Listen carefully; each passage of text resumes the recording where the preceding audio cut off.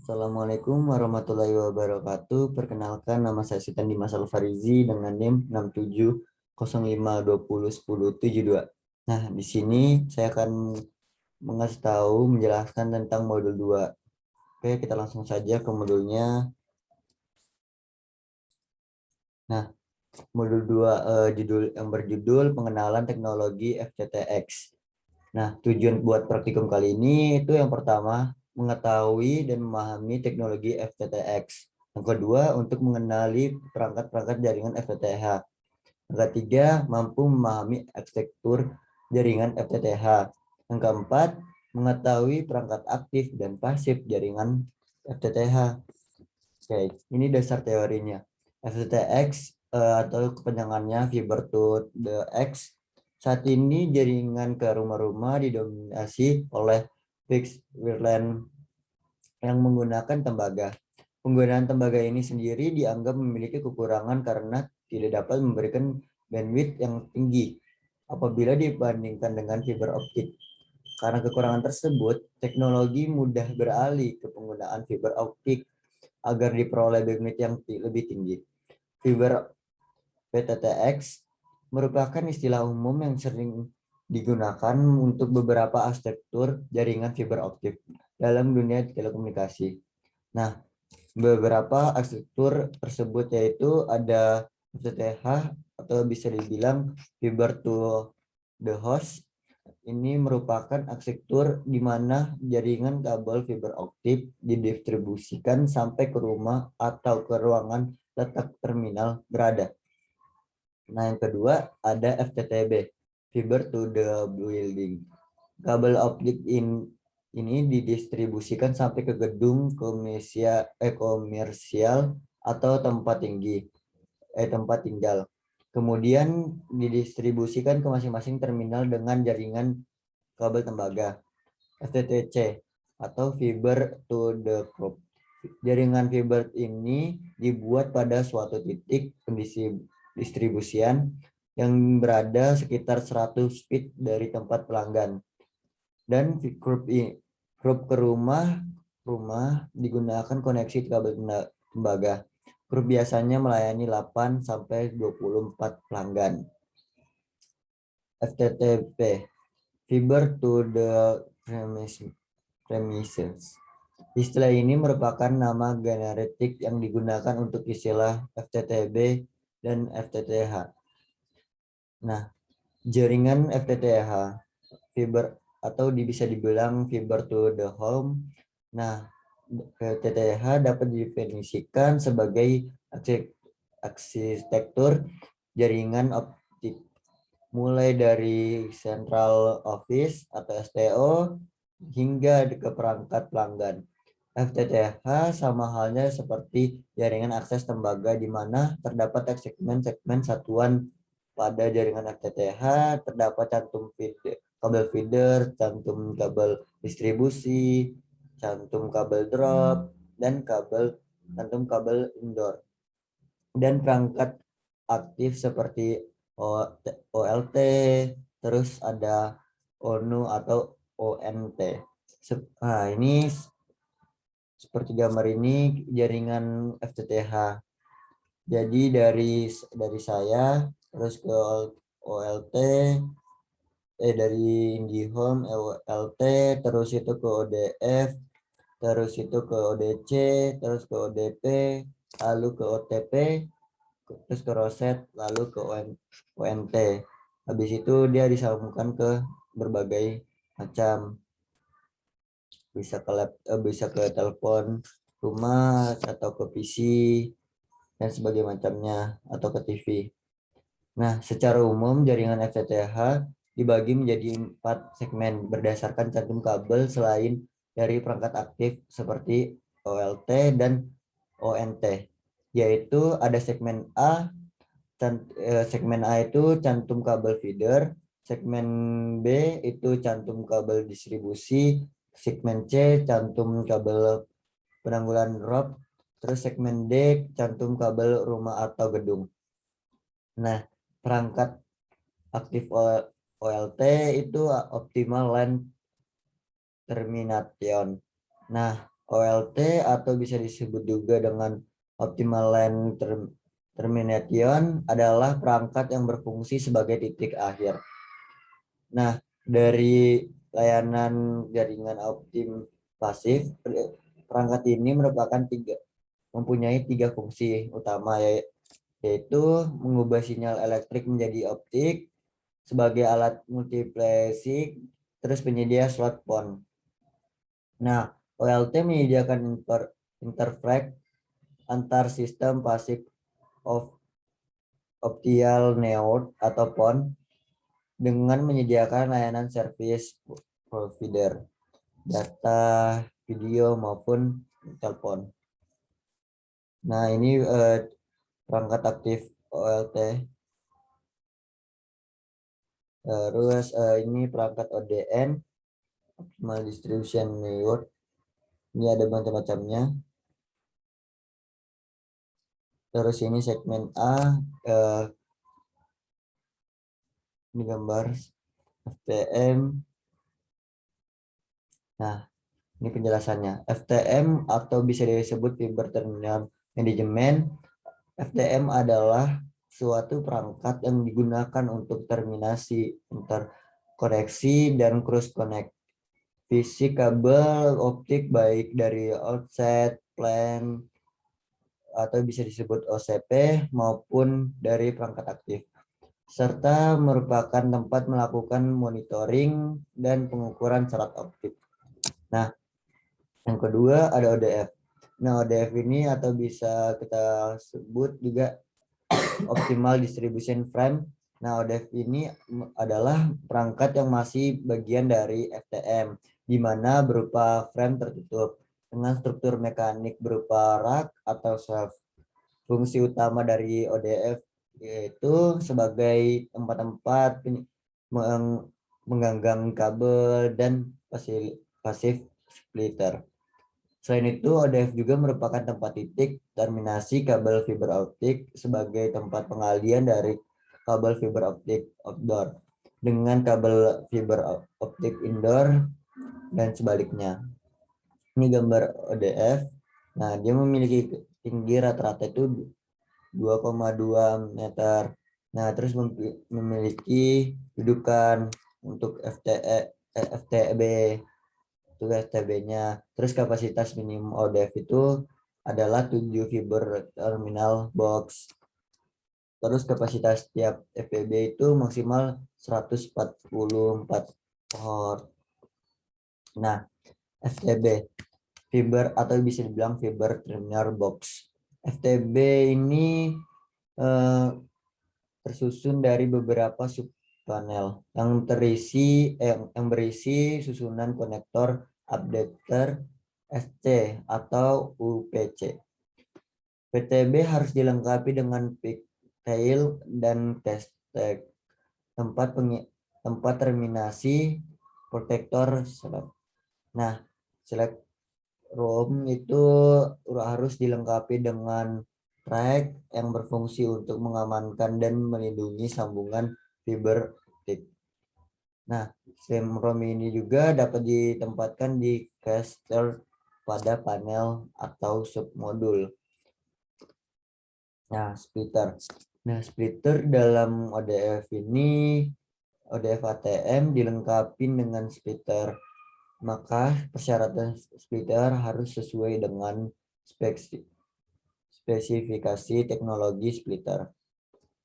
Nah, dan splitter harus diterminasi di ruang khusus berupa panel 19.2 setara dengan FT atau panel.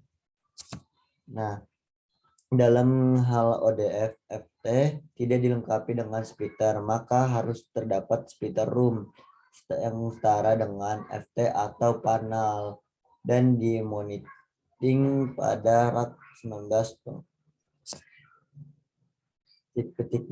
pentahanan. Nah, ODF PTM harus memiliki terminal pentahanan yang berfungsi untuk terminasi pertahanan. Terus setiap bagian ODF ATM yang terbuat dari logam harus diterminasi secara terintegrasi. Terminasi pentahanan harus sedemikian rupa sehingga kabel pentahanan dapat terpasang dengan sempurna.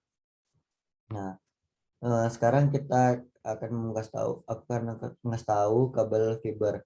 Nah, kabel fiber itu mempunyai fungsi yang untuk menyalurkan informasi berupa sinyal optik hasil konversi perangkat OLTP, OLT, biasanya menggunakan kabel fiber optik single mode tipe G652D laser tube. Dan jenis kabel ini yang digunakan sesuai dengan instalasi. Nah, jenis kabel feeder berdasarkan jenis instalasi terdiri dari beberapa macam, yaitu ada kabel DUC. Nah, mulai dari 48S sampai 264 core.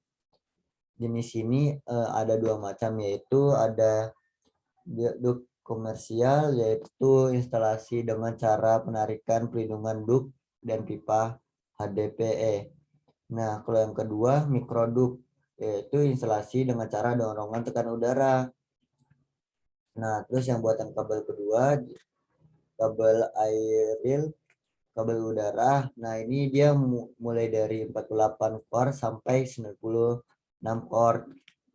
Jenis ini ada dua macam juga. Ada DUC konvensional, yaitu instalasi dengan cara penarikan pelindungan DUC dan pipa HDPE. Yang kedua juga ada mikroduk, yaitu instalasi dengan cara dorongan tekanan udara. Nah, ini duk dan pipanya. Ini pipa HDPE. Ini juga duk PVC, terus ini duk dan monhalnya. Nah, kapasitas kabel fiber optik yang digunakan sebagai feeder biasanya. Kabel DUC mulai dari 48 core sampai 264 core. Terus ada kabel aerial mulai dari 48 core sampai 96 core. Terus yang ketiga ada kabel DUC yang keluar dari STO minimal 144 core. Terus ini micro DUC untuk feeder menggunakan ukuran 10 per 8 mm dan 12 per 10 mm, di mana ukuran tersebut mempunyai bolongan sampai 7 Y atau tube. Nah, ini gambar-gambarnya. Terus perangkat penyambung kabel fiber optik. Keperluan kabel untuk instalasi di lapangan beraneka ragam, sedangkan panjang kabel yang ada terbatas sekitar 3 km dan 2 km, kapasitasnya 144 dan 264 core. Jika instalasi bersekitaran jaraknya lebih dari 3 km, maka diperlukan perangkat untuk menyambung dan melindungi dari sambungan tersebut. Hal tersebut dimaksudkan untuk menjaga kualitas dari pada kabel VO itu sendiri. Alat sambung yang digunakan biasanya universal closer. Nah, seperti ini.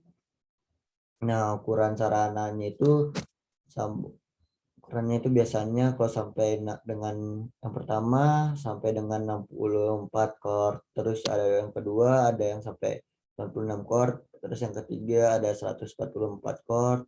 Terus yang keempat ada 264 core.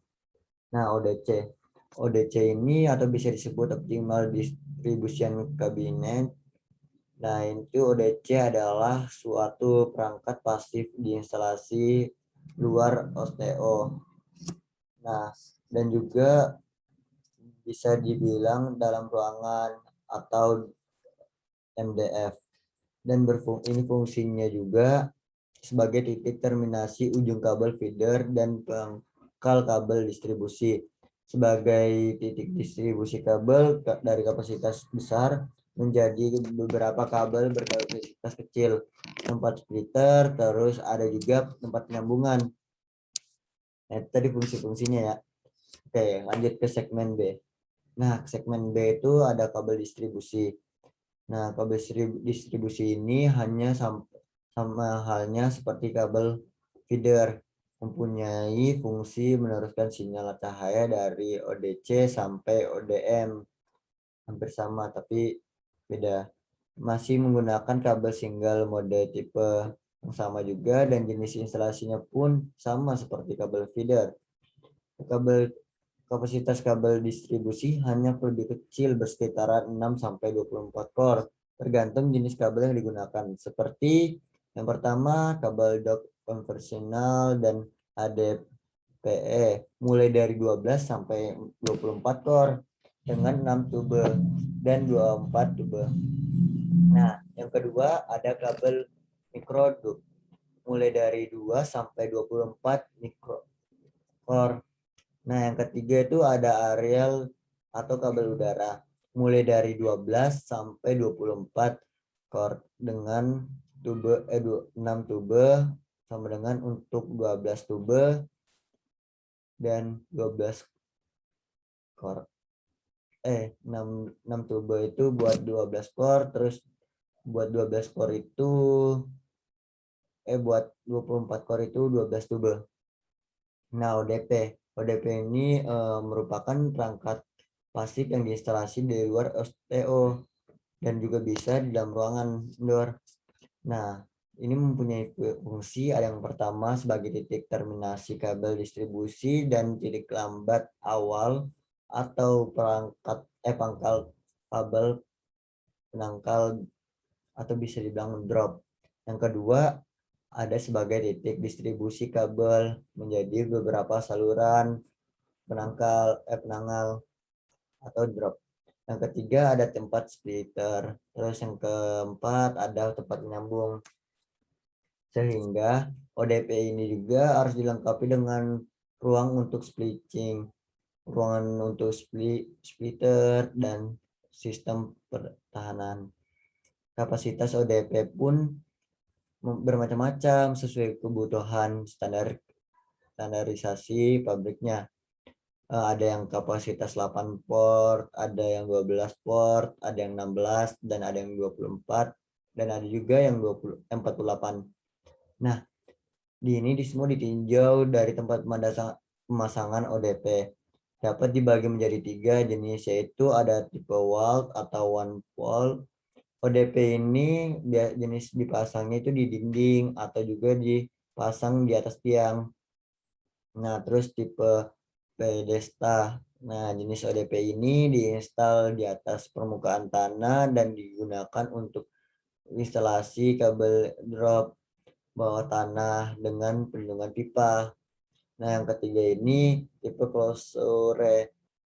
Nah, ini juga jenis yang sangat fleksibel, biasanya dipasang di bawah tanah atau di atas tiang, jadi bisa dipasang di mana aja.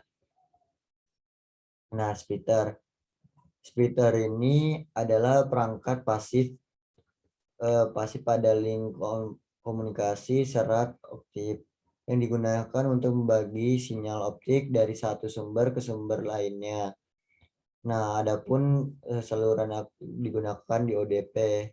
Nah, ada yang 1:8, ada yang 1:6. Ini gambar-gambarnya. Terus kabel drop. Kita lanjut ke segmen C. Kabel drop. Kabel drop ini berfungsi meneruskan sinyal dari ODP ke ONT. Nah, tipe kabel drop yang digunakan adalah tipe G657. Hal ini dimaksudkan untuk mengulangi lokasi instalasi dengan banyak pembelokan sehingga menggunakan kabel bending sensitif. Kabel drop ini pada umumnya 1 atau 1, 2, dan 4 core. Berdasarkan tempat instalasinya, kabel drop dibagi menjadi 3 macam. Yang pertama itu ada kabel drop untuk instalasi dan perlindungan pipa HAT atau PIT. Terus yang kedua ada kabel drop ABF.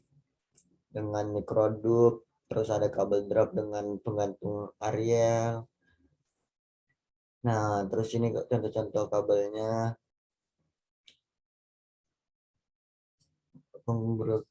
Konfigurasi kabel drop.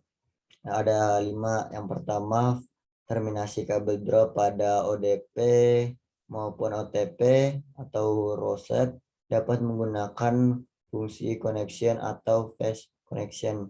Yang kedua, kabel drop secara aerial baik berkapasitas 2 core atau 1 core menggunakan barrier atau penguat kabel yang di tengahnya terdapat messenger.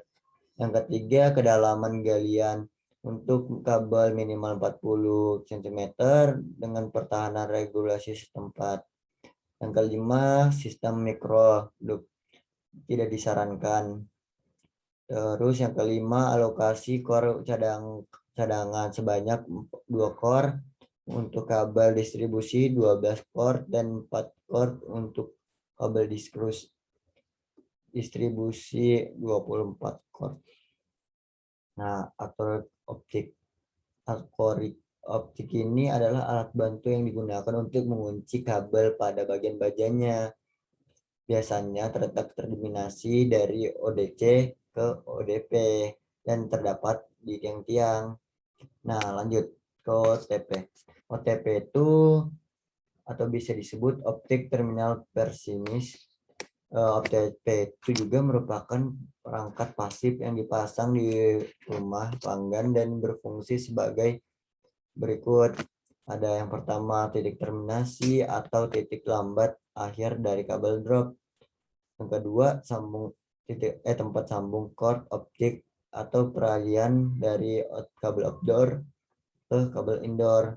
Nah, ini contoh-contohnya. Nah, segmen D, kabel VO indoor. Kabel indoor ini juga merupakan fungsi sama dengan kabel-kabel serat optik lainnya yang dibahas yang tadi sebelumnya. Nah, dia meneruskan informasi yang berupa gelombang cahaya. Kabel indoor ini juga menggunakan tipe G657A atau B. Seperti pada kabel drop dikarenakan banyak sekali yang melewati tikungan ataupun lingkungan di dalam rumah atau gedung. Banyaknya juga core yang digunakan biasanya 1 atau 2 saja.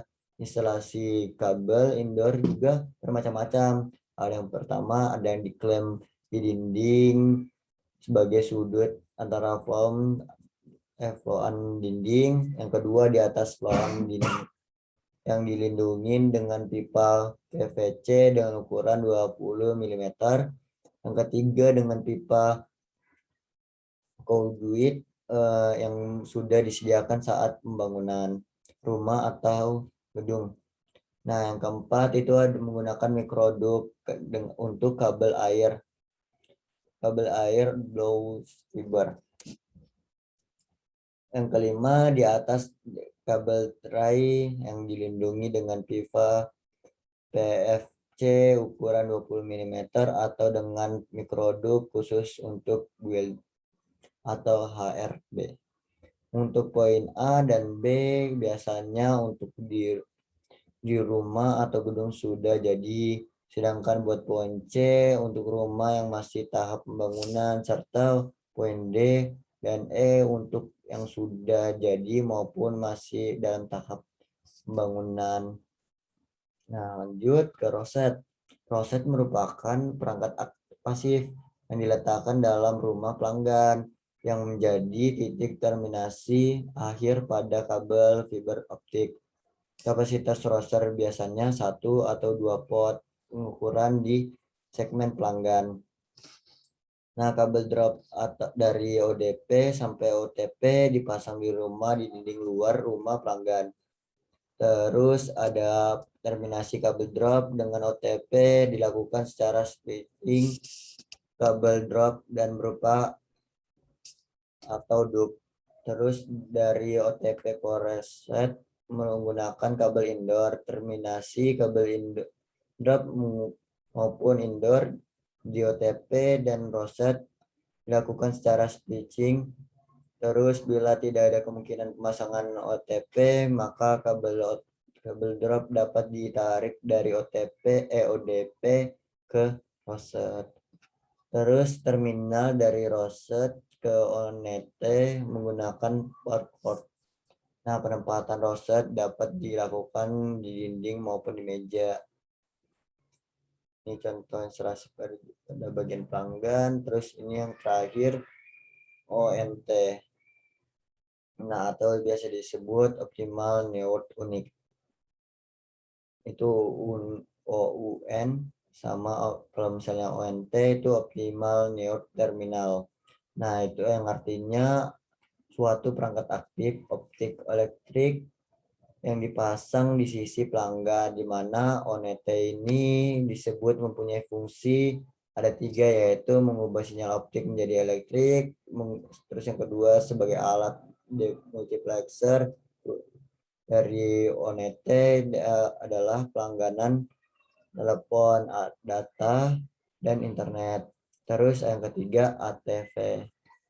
Nah, sedikit informasi aja tentang ini. Jadi, bentar ya.